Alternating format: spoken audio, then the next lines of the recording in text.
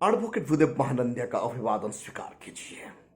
मशहूर गायक अनूप जलोटा, आप सबको पता है, भजन गायक, संगीत दुनिया में उनका नाम बहुत बड़ा है, उनका रुतबा बड़ा है। अनूप जलोटा का नाम सबको पता है। मुखनायक का ट्विटर हैंडल में यह देखने के लिए मिलता है, अनूप जलोटा ये कहते हैं भारत को हिंदू राष्ट्र बनाना चाहिए क्योंकि यहां हिंदू संख्या ज्यादा है। ये बात मुखनायक का ट्विटर हैंडल में लिखा गया है।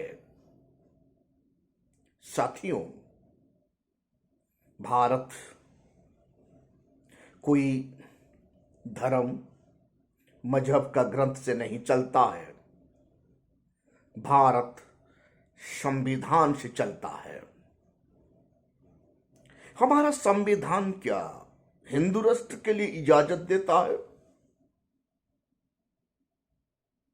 भारत निर्माता डॉक्टर बाबा साहेब अंबेडकर संविधान में क्या हिंदू राष्ट्र की व्याख्या करते हैं? तनिक हम संविधान से चले जाएंगे। चलिए संविधान देखते हैं, क्या कहता है भारत का संविधान।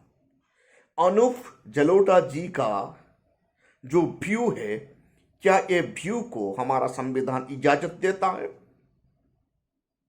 तनिक दिमाग और बुद्धि का साथ दे सोचना पड़ता है। भारतवर्ष में 85% पॉपुलेशन जो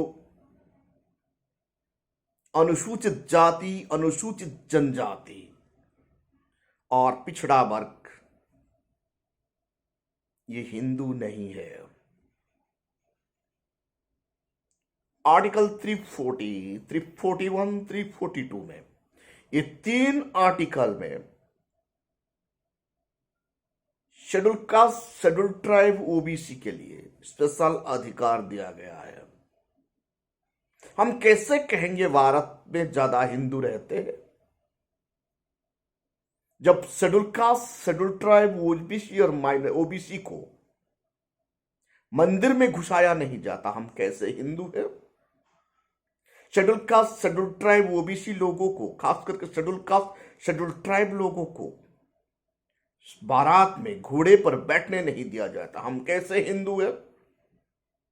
जब हम मर जाते हैं, भारत का बहुजन समाज का लोग मरने के बाद उनका डेड बॉडी को, सबको दफनाने के लिए जगह नहीं मिलता। हम कैसे हिंदू हैं? इसलिए अनूप जलोटा जी का जो व्यू है, मेरे विचार से ये गलत साबित होता है। हिंदू भारतवर्ष में अल्पसंख्यक है, यानी 3%, 15 से 3%, मैक्सिमम 15% लोग में से 3% खुद को हिंदू नहीं कहते, वो ब्राह्मण कहते हैं। और बाकी जितने लोग हैं शायद ये हिंदू है। और 85% लोगों को हमारा हिंदू धर्मशास्त्र हिंदू मान्यता नहीं देता। दूसरा बात, भारत का जितने भी ग्रंथ है, धर्म ग्रंथ है जो हिंदू कह रहे हैं, वहां कोई हिंदू शब्द ही नहीं है।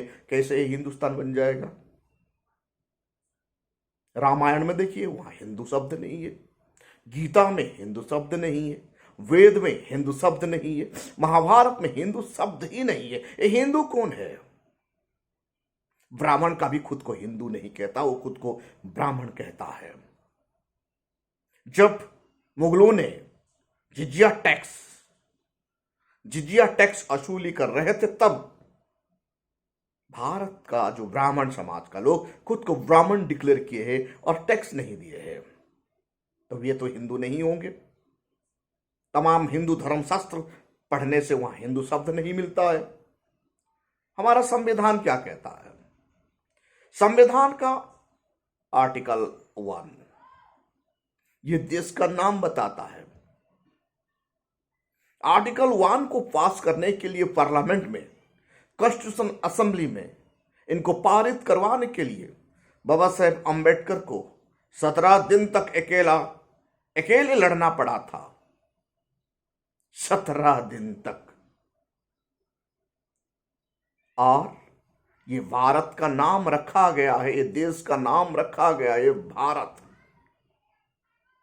अनुप जलोटो जी को थोड़ा भारत का संविधान का आर्टिकल 1 के बारे में पढ़ना चाहिए, क्योंकि हम भारत का सिटीजन है। भारत का सिटीजन का सबसे बड़ा ग्रंथ है भारत का संविधान। भारत का संविधान में आर्टिकल 1 में ये देश का नाम भारत रखा गया है, India. That shall be Bharat capital bold letter में लिखा गया है। तो ये कैसे हिंदुस्तान बन जाएगा? जो हिंदुस्तान का सपना देखना, हिंदुस्तान के लिए आवाज बुलंद करना, ये गैर संवैधानिक है। हमारा संविधान इनके लिए इजाजत नहीं देता है, क्योंकि ये कानूनन अपराध है। जो लोग भारत को हिंदुस्तान डिक्लेयर करने के लिए स्टेटमेंट दे देते हैं, ये कानूनन अपराध है। हमारा भारत का संविधान का आर्टिकल 1 का खिलाफ जाता है।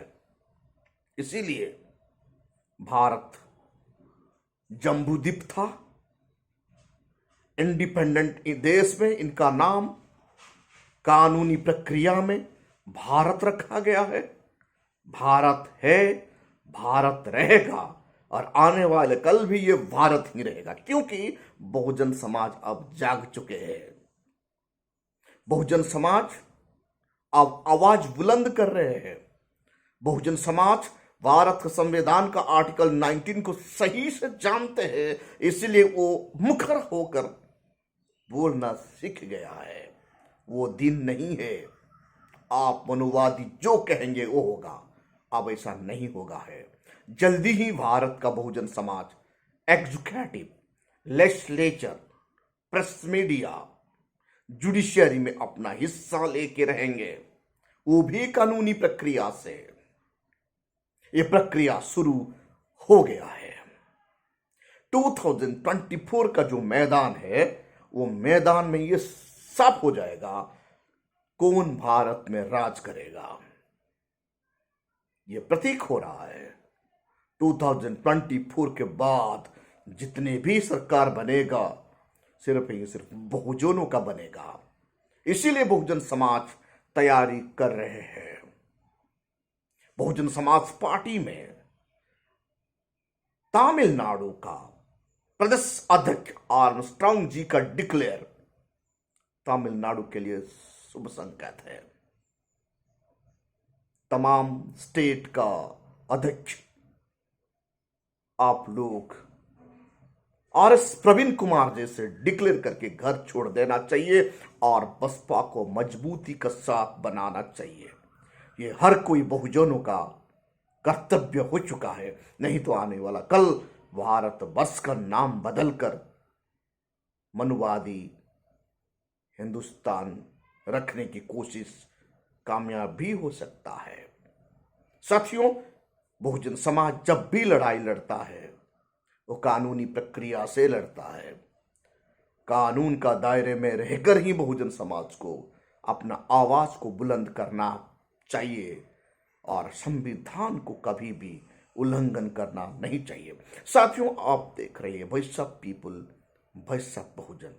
अभी तक आप हमारा चैनल को सब्सक्राइब नहीं किए तो काइंडली सब्सक्राइब कीजिए, लाइक कीजिए, शेयर कीजिए और अपना सुझाव जरूर दीजिए। Thank you.